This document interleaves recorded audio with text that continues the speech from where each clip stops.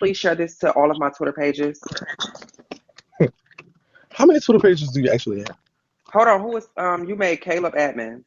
Oh, is that Caleb? I thought you said Caleb. I'm so sorry. Who I is that? said K and Swift. Ooh, there we go. And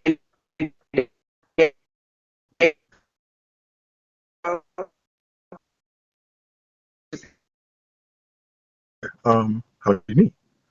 Not damn, see, everybody, I see girl. my I see okay, so big okay. Yeah. So you need. Do you see Big King? Uh, I gotta take some of my admins. So some of my people, you're off tonight. I do it. I'm just taking your admins only for this, and you'll get them back soon as Thank you, Kimberly. we've finished. If you're not in here too, so just understand that for the people. So I can give you two more admins after those two because I just took some more off. Is that cool, or do you need more? So how many do I got so far? You have two. I'm gonna need. You know, I got two more. Okay, so who did you give admin so far? The K and Swift. K and Swift. Let me confirm y'all admin. Okay, give Big King admin and Deja with the H. Deja comment.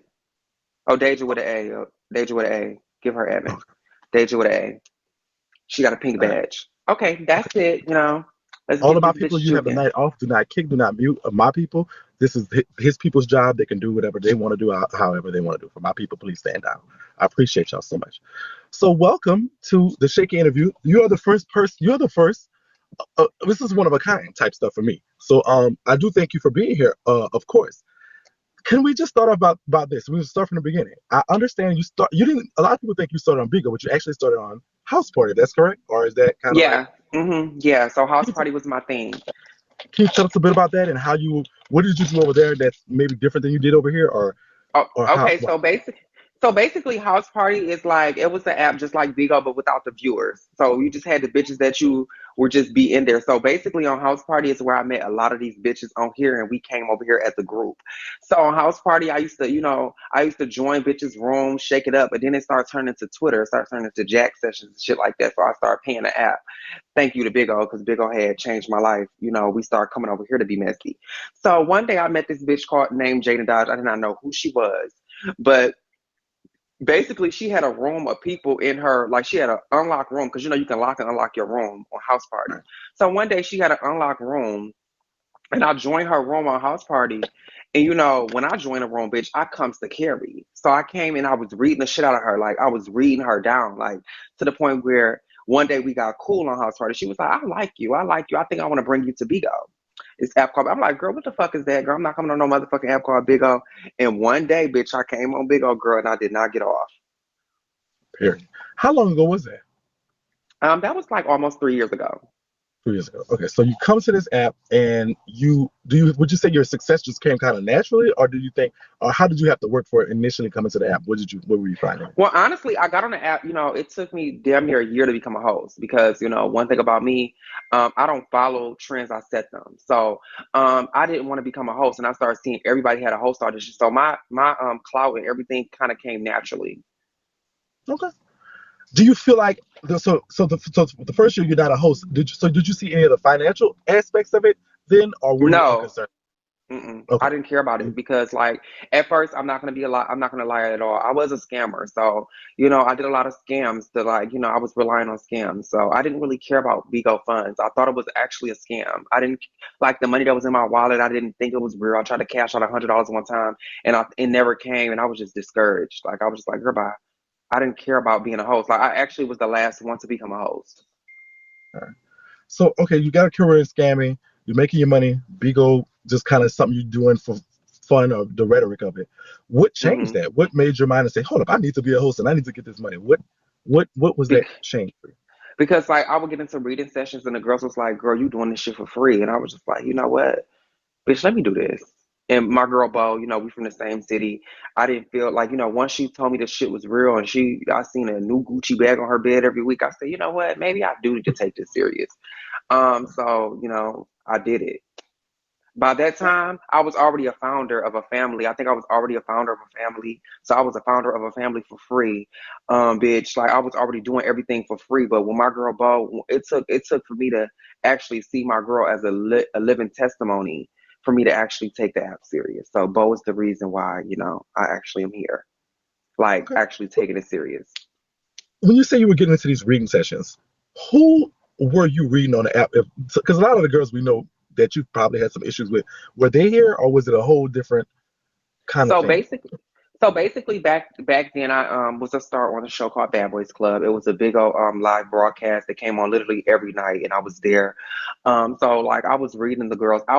They never met a bitch like me before. Like it's many bitches out there like me, but I was just a bitch like me on this platform was something different. They would get on the app and play To Be Real or To Be Messy, and anything messy was for me. So like, cause I always been a bitch that spoke my mind, and I'm the bitch that started pie. I'm the bitch that can put two and two together. I am the bitch that like actually like to see the shit shakes. Like I'm not here to be friends with none of these bitches because I have my set friends outside this app. So me personally, I got into a few reading sessions on the app. Um, like it was with Shay, and then like I start like once I started getting into her supporters, like bitch, that was the thing. I was getting into it with Jada Dodge, and then I had met one individual. She's actually really popular on the app too. I actually like I had never been read before. She was actually the first bitch to actually get the girls out they seat to read me. So I give her credit, JB. She actually did read me. It damn near was like a year or two for somebody to actually read me. She actually was the first bitch to actually, give the girls something because the girls was like, I'm tired of her. So she actually did read me. And other than that, that's when she was birthed. We like that honesty, and we know you sometimes there's issues in that, but we appreciate that honesty. No, it's no What issues with the honesty. what makes you tick? What do you get out of this? What is this? What does it do for you? As far as when you say you read the girls and you do your thing, you do your door deals, you've done a lot. What does this do for you outside of the financial attributes of it? What does it feel like for you to have that to curate that type of content? Well, honestly, I'm a natural key. Like I could just talk. I'm a shit talker. Like I don't take this shit personal. Like honestly, I really in my real life, I'm really like a chill ass person. Like I chill. I like to watch Netflix. I used to smoke weed, but I don't even smoke or drink. I'm really just like a chill, natural person. Like I'm the type of person to have my shows that come on every and like I'm really just chill. Like really in real life. But I will read the fuck out. I will read a bitch so bad to the point where they will look for me. They will say they're looking for me, but when they see Has me, it they ever don't. gotten to that? What has it ever gotten to that point? Like in early days, has it gotten to the point where it's coming knocking at your door? Well, honestly, fast forwarding now, I did, get into an altercation with a trans woman and she tapped my screen. It was something that, that the girls couldn't stop talking about. We'll get to that in a minute. Um, Hmm. and just kind of, but so then, all right. So during the duration of your ascent, so to speak, where did you adopt the name Mother from? Where did that come from, and how does that, and was Yeah.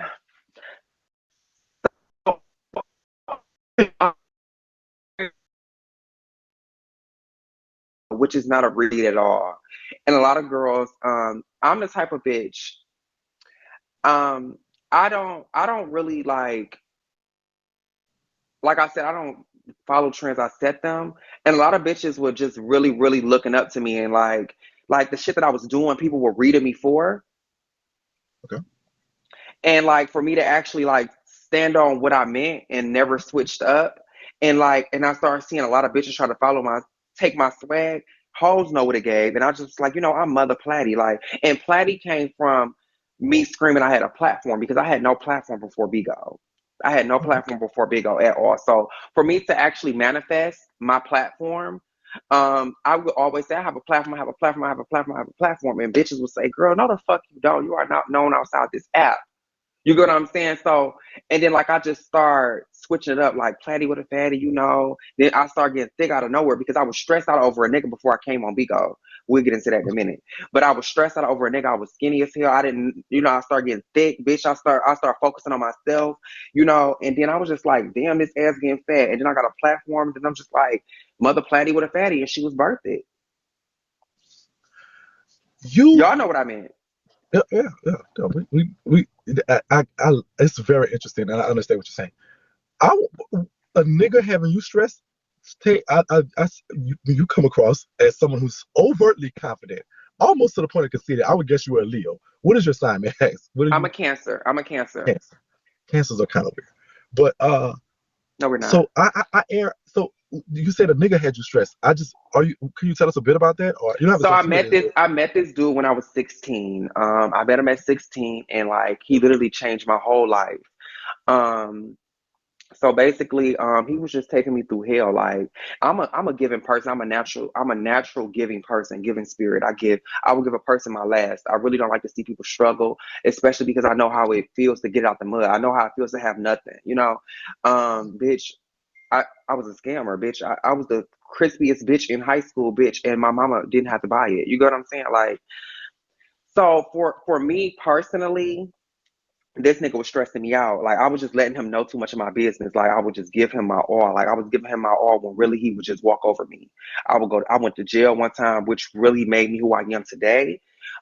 And the nigga was like, I had money at home. He was spending my money. Like, and then like he was just taking my shit. Like he was just treating me so wrong. Like, and then like I finally met James, my father, Big James, Big King James in the comments. I met him and he actually really shifted my life in a whole different gear. But you know, that's just a whole lot.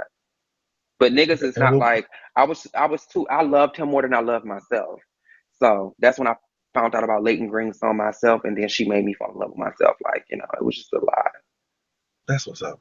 And it's a great story of redemption. And shout out to the father figure that in your life. You're known not just on the app, but in the ballroom scene. How did you get into Yeah. that?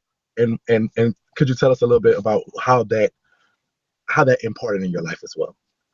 So first things first, I started walking balls in December 2015. I didn't know what the fuck ballroom was, but I did know that I came across some YouTube clips.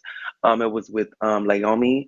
Shout out to Laomi, shout out to Baby Hurricane, shout out to Chaos Mizrahi, shout out to motherfucking Paris Mizrahi, shout out to all of my faves. No shade, they actually inspired me to want to walk balls. So basically I lived in Detroit. So I stayed in Detroit, and bitch, I wanted to vogue down, bitch. I knew I was like, personally, I feel like voguing is a reflection of your actual character. So everybody know I'm drama, I'm messy as hell. Everybody know I have a good spirit. So basically, I'm dramatic. I'm a dramatic Butch Queen Vogue femme. So basically, I was dipping in the grass, bitch, because I couldn't dip in my house. You know, making all that noise in my house, it was a no no. So bitch, I Okay. would go outside and have Vogue in the grass with my friends, bitch, at 16, 15 years old, voguing. You get what I'm saying? And that's how I really started learning how to vogue. And my first house asked me to be a part of their house, and I went to the house. I was just so happy to be wanted. You know, when somebody actually approach you and be like, "Do you want to be a part of my establishment?" It feels good. I was just so happy to be a part of it. Do you so you win a lot of these things, right? You as far as I just started winning. Like you have to lose to learn how to be a winner. So I actually just started to win. okay, so that's good. I mean, hey, is it something that you're gonna do? You see yourself maybe starting your own house, or do you think Oh you no. kind of no? Mm-mm, You no, just I'm actually in my last house, which is the House of West. So I am in James' house in Ballroom. This is my last house. They actually helped me find my confidence in Ballroom. And I would never leave somebody that saw for me when nobody else did. So like I'm just gonna. This is my last house.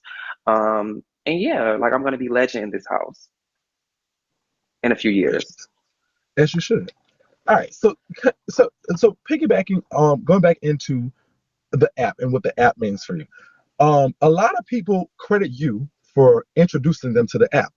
Um, so were you some type of so I mean, and we all know that you are one of the youngest ones to ever get a billboard.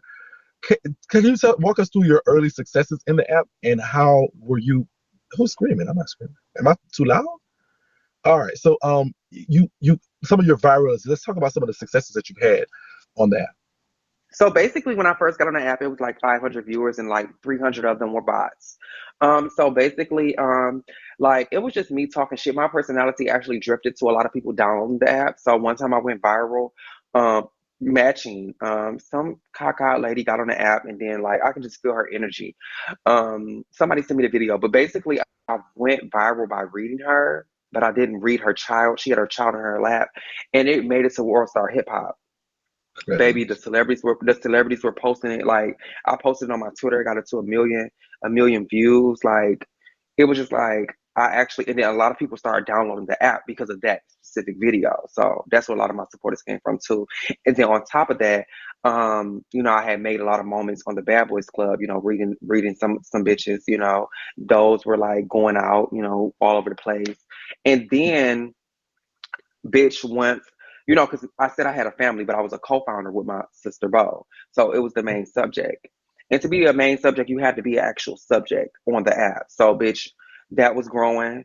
And, it was just a lot of people. It was like a shift of people. It was so many different waves of people coming into the app. But, like, it led to me getting a billboard. Awesome. You, some people credit you as literally they say this is quote unquote that you are the most venomous roaster on the app. Do you agree with that, or do you think that you're not as, or how do you feel about yourself when it comes to the roasting and reading? Do you think you're one of the most venomous? Do you think you go for blood every time, or is it overkill, or is it, or how do you feel about when people look at you that way? Well, honestly, I'm not gonna be fake. I do tend to hurt bitches' feelings on the app, but honestly, I'm really a sweetheart. Like, at a point in my life, I was hurt. Like, I was going through a lot, so I just do people how they do me. So I would just really say things that I never would say. Like before I got on this app, I would never read dead people because people dying was so normal. But on the app, they made it so like it was not. So like, bitch, it took for me to actually go through a few things for me to actually start getting in these bitches, like giving them what they gave me. You get what I'm saying? Like I was doing, like as I grew up, I started to change who I was. But in the beginning, I was rough. Like bitch, if bitch the bitches that was behind me was sickening. Bitch, when I say like I will find out what a bitch stayed at in 2 minutes. Here, If you fuck with me, bitch, your whole family would have free pizza for the whole year. I was not okay with that like now, but bitch, at the time I didn't see no wrong in it. Like bitch, I would just do what I had to do, like to let bitches know not to fuck with me or people that was behind me. all right. Do you feel that because of that? Do you feel like the app is indebted to you? I mean, you honestly, because people can basically trace their trails, their sort of timeline. Do you think, if not for you, would Bigo be what it is today? Do you feel like that, or do you If feel if it it would have wasn't been itself? if it wasn't for me, Big O would have not be what it is today. And a lot of karma did come back and get me. And we'll speak on that in a second. But it definitely like Big O actually right now, like, because I'm one of the headquarters of Big O on my side of Big O, because there's many sides to Big O. Big O was going through a phase where it was less entertaining when I got suspended from the platform. So it was just going through so much, and then like it took for so many people to actually team up to get rid of me. So like if it wasn't for me, this app would not be what it is today. A lot of people wouldn't have came to the app because of me. I brought like hundreds and hundreds and hundreds of people to this platform. No shade. I was verifying the girls once I figured out how to do my big one. I was verifying the girls. I was giving them their green checks. I actually taught Savannah how to verify the